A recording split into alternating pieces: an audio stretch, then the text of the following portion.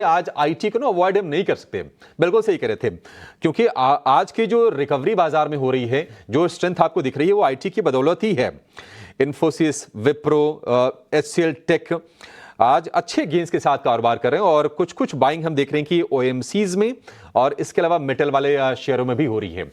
Recovery का trade अगर IT में एक पकड़ना हो धोनी, तो आपका कंफर्ट कहां पर है? इन्फोसिस के साथ जाएं या फिर एचसीएल टेक के साथ जाएं?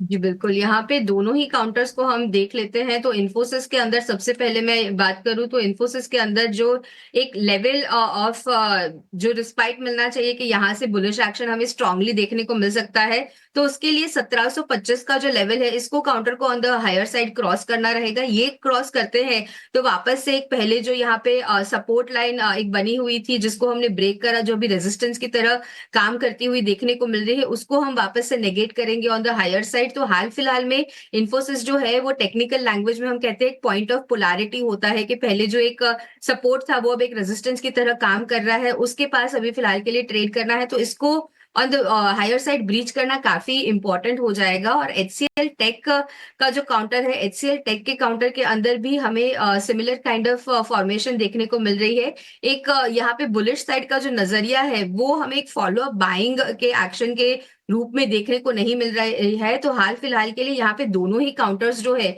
उनको मैं वेट एंड वॉच करने की सलाह दूंगी। इन दोनों काउंटर्स के अंदर कोई भी एक बुलिश साइड का ट्रेड अभी के लिए ना ले। बट टेक महिंद्रा जो अगेन इसी स्पेस से है, वहां पे आज के सेशन में हमें एक फॉलो अप बाइंग देखने को मिल रही है। तो टेक महिंद्रा के अंदर आप यहाँ पे एक्सपेक्ट कर सकते हैं कि ये जो मोमेंटम है वो ऑन द हायर साइड आपको कंटिन्यू होता हुआ देखने को मिल सकता है 1550 के लेवल्स तक। तो इस काउंटर के अंदर अगर किसी ने यहाँ पे बाइंग करके रखी हुई है या फिर फ्रेश खरीदारी के लिए भी इसको देख रहे हैं, तो इसके अंदर बाय करके चल सकते हैं। ऊपरी स्तरों पे 1550 का यहाँ पे जो है वो एक टारगेट रहेगा।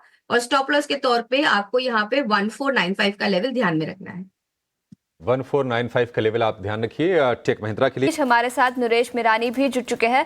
नरेश, कई दिनों बाद आज बाजार हरे निशान में कारोबार करता हुआ, सबकी उम्मीद यही रहेगी कि पूरे दिन गेंस बने रहे, लेकिन ऐसे में स्टॉक स्पेसिफिक आइडियाज आपके कौन से होंगे?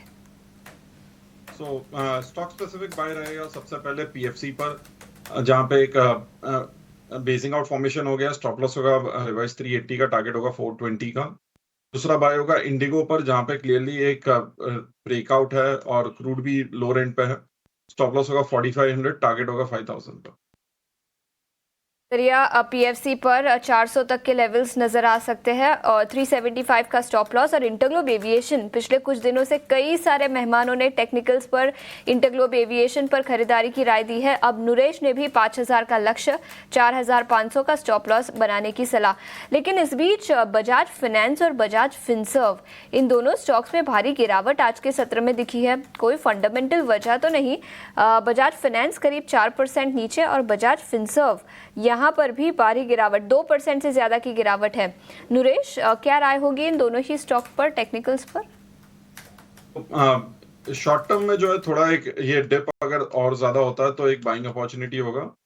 ओवरऑल ट्रेंड काफी अप है। क्लोजर टू 8200 8100 सपोर्ट लेवल है, तो 8250 8280 के आसपास बाय बनता है बजाज फाइनेंस।